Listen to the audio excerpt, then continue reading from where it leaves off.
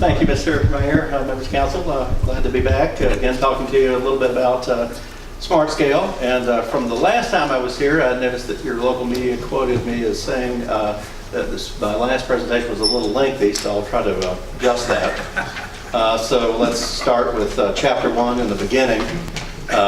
Seriously, Smart Scale. Why do they call it Smart Scale? Because you really don't want to go around saying the system for management and allocation of resources for transportation, safety, congestion, accessibility, land use, economic development, and environment. So that was their little catchphrase. Let's talk a little bit about your projects, and Stevie will get into more detail about those. But if you remember from my visit last time, we have since established a UDA, which encompasses the entire boundary of the city. And with that now being done, that qualifies any eligible transportation project under the Smart Scale program to serve the urban development area. So again, that's the footprint of the entire city. A couple of things, changes, new things that we're seeing this year in terms of the Smart Scale program are application limits. Prior to this round, the first and second rounds, localities were sending in applications left and right. Some 1, some none, some 26, one in particular county around Richmond. So the powers that be, VDOT and the Office of Intermodal Planning and Investment, said, all right, based on population, let's determine application limits. So for cities of this size, there's a maximum application limit of 4. And in terms of project eligibility, they have refined that to essentially say that unless they're new construction, they won't accept projects that either repair or replace existing infrastructure. So that's a little bit new, and so I think some folks have had to go back to the drawing board a bit and revise some applications there.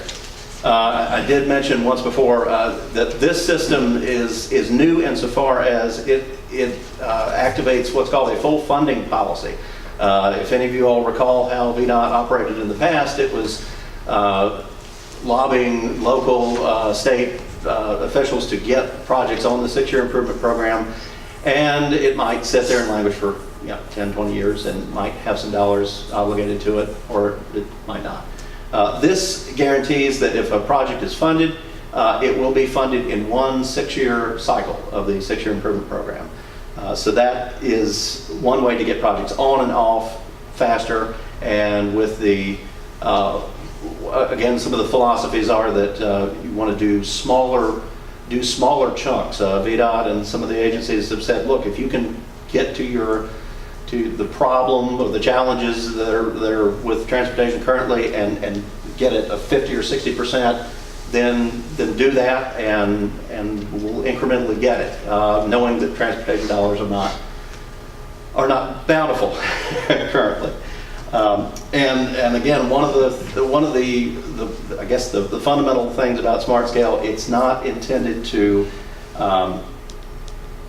replace other committed funding sources. It's designed to supplement it. So I think I may have mentioned that anytime that there have been other funds that have been obligated or put on a particular project, that will count as leverage, and that will help with the scoring of the project. So anytime that can be done, that's great. Of course, if it's a small project in terms of dollar amounts and it has a great cost benefit, it'll score high anyway. In terms of public support, one of the things that's been required this year, although most localities that have applied over the last 2 years have been doing it anyway, is essentially a resolution of support from the local government body. So at some point, I think in May, we would probably see you all would see a resolution come to you supporting your 4 projects. And that could be done in the context of a public hearing, for example, to get more public support and to show that the public's been involved in the process. as well as the public hearing, there are some multiple opportunities for public involvement. After the application submittal and prior to the scoring, the applications will be available on the Smart Scale portal, and that's at smartscale.org. During the fall 6-year improvement program meetings, there'll be opportunities to speak for and against the projects. At some point in January of 2019, the initial funding scenario will come out showing what the scores were, and then from that point to the spring 6-year improvement program meetings, and really up until the point that the 6-year improvement program is adopted in June, there will be adjustments. So your CTV member may decide to swap projects or champion other projects. That's where the first scenario sort of gets a little bit amended. But for the most part, we've seen that scenario usually is the same when it's adopted. In terms of the timeline, June 1st, well, let me back up. They've done kind of a new thing this year where you have what's called a pre-application. And as I was talking to Mr. Douglas prior to the meeting, we can do as many pre-applications as we want, but when it comes time to submit, hit the submit button on some of the initial information, the scope, who's going to manage the project, some basic things, we'll have to have 4 full applications done and no more than that. We've got until May 1st to do those pre-applications. The application window opened March 1st. So those pre-applications are now beginning to go in all across the state.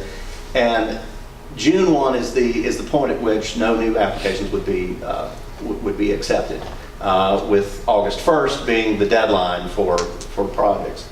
And then, as I mentioned before, that previous timeline up until June 2019 where the 6-year is adopted. That's it in a nutshell. Anybody have any questions? And Stevie will get into the nuts and bolts of what the projects are, and without giving too much away, he's going to show you 6, and I think the idea is to whittle it down to 4.